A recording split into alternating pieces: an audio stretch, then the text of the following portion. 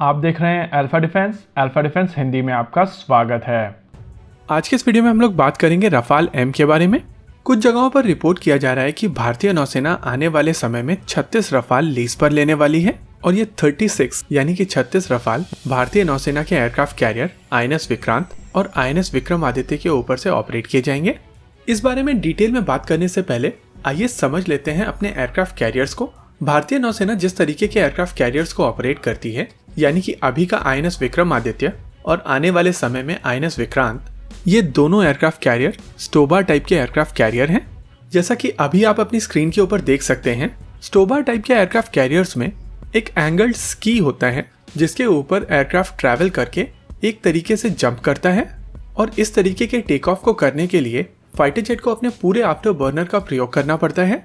साथ ही ये एयरक्राफ्ट अपने पूरे पोटेंशियल पर ना फ्यूल ले जा सकता है और ना ही वेपन सिस्टम्स। ये एक नोन फैक्ट है कि जब फाइटर जेट अपने आफ्टर बर्नर का प्रयोग करते हैं तो ये बहुत ज़्यादा फ्यूल कंज्यूम करते हैं, यानी कि स्की जंप टेक ऑफ में ही काफ़ी ज़्यादा फ्यूल कंज्यूम हो जाता है और इसी वजह से एयरक्राफ्ट की ओवरऑल फ्यूल कैपेसिटी के ऊपर भी इम्पैक्ट होता है। इसके उलट कैटोबार टाइप के एयरक्राफ्ट कैरियर्स में, जैसे कि अमेरिकन एयरक्राफ्ट कैरियर्स या फ्रेंच एयरक्राफ्ट कैरियर्स, इसमें एक तरीके का कैटापल्ट होता है, यानी कि गुलेल, जो इन एयरक्राफ्ट्स को लॉन्च कर देती है। जैसा कि अभी आप अपनी स्क्रीन के ऊपर देख सकते हैं, यहाँ पर एयरक्राफ्ट्स को लॉन्च करने के लिए एक कैटापल्ट मैकेनिज्म का प्रयोग किया जा रहा है जो इन एयरक्राफ्ट्स को गुलेल की तरह लॉन्च कर देगी। और क्योंकि इन एयरक्राफ्ट्स को लॉन्च होने के लिए इस कैटापल्ट का असिस्टेंस मिल रहा है, इस वजह से ये एयरक्राफ्ट ज्यादा वेपन लोड, ज्यादा फ्यूल लोड और कम फ्यूल कंजम्पशन के साथ में टेक ऑफ कर सकते हैं। अब बात कर लेते हैं सुपर हॉर्नेट और रफाल को लेकर। जैसा कि आप जानते हैं कि FA-18 सुपर हॉर्नेट और दासो एविएशन का रफाल मरीन दोनों ही एयरक्राफ्ट इस समय कैटापल्ट टाइप के एयरक्राफ्ट कैरियर्स के ऊपर से ऑपरेट किए जाते हैं और इंडियन नेवी के दोनों एयरक्राफ्ट कैरियर, चाहे वो अभी का विक्रमादित्य हो या आने वाले समय में विक्रांत, दोनों ही स्टोबार टाइप के एयरक्राफ्ट कैरियर्स होंगे। और इसी वजह से दासो एविएशन के रफाल या FA-18 सुपर हॉर्नेट को भारतीय कैरियर से ऑपरेट करने से पहले इनको स्टोबार कंपैटिबिलिटी के लिए मॉडिफाई करना पड़ेगा। हालांकि इसमें बहुत ज्यादा मॉडिफिकेशन नहीं होगा, लेकिन इसमें दोनों एयरक्राफ्ट्स को रीसर्टिफिकेशन की आवश्यकता होगी, यानी कि दोनों एयरक्राफ्ट्स को स्की जंप ट्रायल्स करने पड़ेंगे। ये चीज हम लोगों को पता है कि बोइंग की तरफ से सुपर हॉर्नेट के साथ में स्की जंप ट्रायल्स काफी समय से किए जा रहे हैं और कुछ समय पहले बोइंग की तरफ से ये वीडियो, जिसको अभी आप अपनी स्क्रीन के ऊपर देख सकते हैं, ये रिलीज किया गया था। इस वीडियो में देखा जा सकता है कि बोइंग का FA-18 super hornet ski jump से टेक ऑफ कर रहा है। लेकिन यहाँ पर एक चीज देखना और समझना जरूरी है कि ये एयरक्राफ्ट क्लीन कॉन्फ़िगरेशन में है, यानी कि ना ही इसमें कोई वेपन लोड है और ना ही एक्सटर्नल फ्यूल टैंक्स।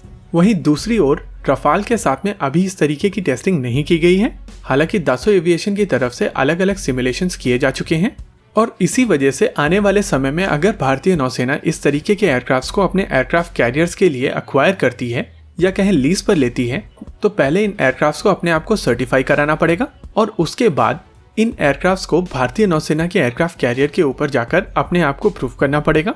माना जा रहा था कि जब INS विक्रमादित्य साउथ चाइना सी में डिप्लॉयड था तो यूनाइटेड स्टेट्स ऑफ अमेरिका की तरफ से एक FA-18 सुपर हॉर्नेट को इस एयरक्राफ्ट कैरियर के ऊपर लैंड कराया जाएगा, लेकिन ये चीज हुई नहीं, या अगर हुई है तो इसको रिपोर्ट नहीं किया गया है। लेकिन अभी ये दोनों एयरक्राफ्ट भारतीय नौसेना के एयरक्राफ्ट कैरियर से ऑपरेट होने के लिए ना ही तैयार हैं और ना ही सर्टिफाइड हैं। इसमें थोड़ा समय लगेगा और इसी वजह से कहा जा सकता है कि इन दोनों एयरक्राफ्ट्स को अभी लीज पर लेना पॉसिबल नहीं है। हालांकि इन दोनों एयरक्राफ्ट्स को काफी जल्दी सर्टिफाई किया जा सकता है, लेकिन वो प्रोसेस भी अभी शुरू होने में समय है। वैसे रफाल की लीजिंग के साथ में एक और परेशानी है। अगर फ्रेंच नेवी की इन्वेंट्री को देखा जाए तो इस समय उनके पास लगभग 44 रफाल मरीन्स हैं और उनका एयरक्राफ्ट कैरियर लगभग 40 एयरक्राफ्ट कैरी कर सकता है और इसी वजह से उनके पास सरप्लस इन्वेंट्री नहीं है जिसको फ्रांस लीज पर दे सके। वहीं पर US नेवी की इन्वेंट्री को देखा जाए तो उनके पास लगभग 500 सुपर हॉर्नेट हैं, जिसमें से कई सारी यूनिट रिजर्व में हैं। साथ ही बोइंग के पास में भी एक एक्स्ट्रा इन्वेंट्री है इन फाइटर जेट्स की। और इन दोनों चीजों को ध्यान में रखते हुए यूनाइटेड स्टेट्स ऑफ अमेरिका के लिए ये लीजिंग ऑप्शन पॉसिबल है और फ्रांस के लिए रफाल एम को लीज पर देना अभी फिलहाल पॉसिबल नहीं है। हालांकि चीजें बदल सकती हैं। आने वाले समय में दासो एविएशन अगर कुछ रफाल्स को बनाता है और किसी थर्ड पार्टी कंपनी के साथ में मिलकर इन फाइटर जेट्स को लीज पर देता है, तो वो ऑप्शन भारतीय नौसेना के लिए पॉसिबल होगा। लेकिन अभी इस तरीके की कोई भी नेगोशिएशन चलती हुई मुझे नजर नहीं आ रही है। हालांकि आने वाले समय में चीजें बदल सकती हैं और इसी वजह से आने वाले समय में ये देखना दिलचस्प होगा कि भारतीय नौसेना इस चीज को लेकर कैसे आगे बढ़ती है। इसी के साथ आज के इस वीडियो में रखते हैं केवल इतना ही।